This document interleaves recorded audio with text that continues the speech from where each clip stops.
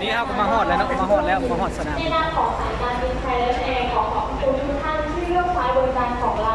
ฮอดสนามบินแล้ว เดินทางโดยสวัสดิภาพขอบคุณค่ะ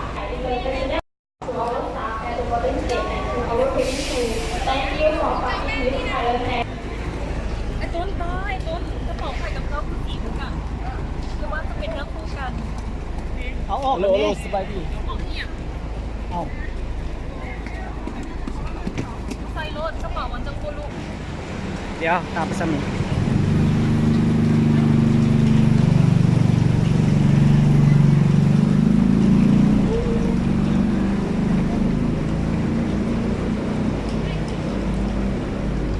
มันครบบ่กระเป๋าเขามาสนามบินเลยเนาะ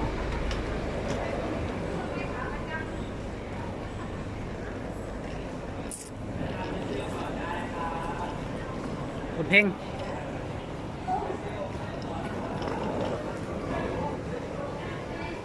โอ้กระเป๋าง่ายดี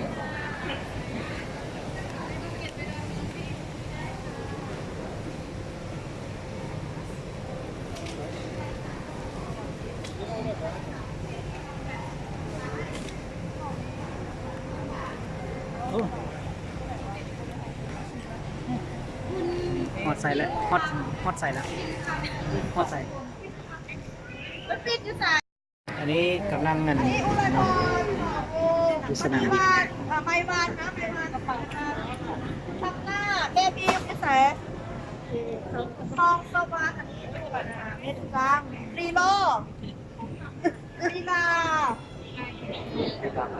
อันนี้ใส่เงินต้น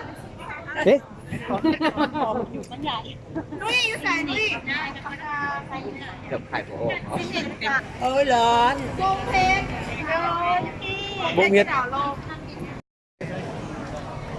สบายดีสบายดีเนาะวันนี้เขาก็มาฮอดสนามบินเนาะสนามบินอุดรนะเดี๋ยวเขาก็เตรียมขึ้นเครื่องไปดอนเมืองเนาะ มีร้านของคุณมีกายมาพวกเขาเห็น เดี๋ยวนี้กำลัง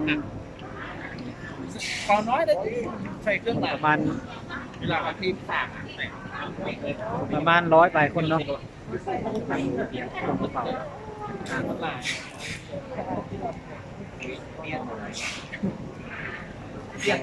ไปดอนเมืองแล้วก็ไปคุณเลยบรรยากาศมัน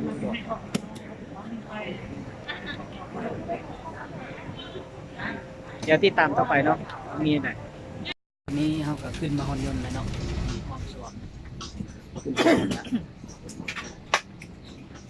ฮอนยนต์เลยเด้อ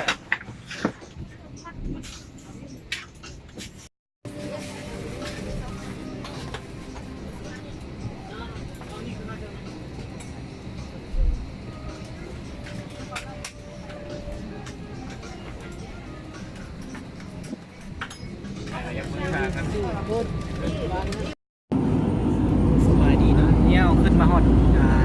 แบบอวกาศครับโอ้ยตกใจเนาะเนื้อสัตว์เลยเปียกมาเลยตื่นเต้นเนาะทริปนี้สุดยอดเลย แบบขี่ยนต์แบบฟรีๆสองต่อเนาะได้แบบอยากขี่แบบนี้เนาะ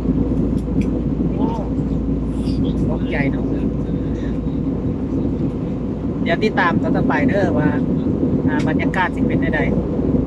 ติดตามตอนต่อไปเนาะเดี๋ยวนี้กำลังออกจากดอนไปดอนเมืองเนาะ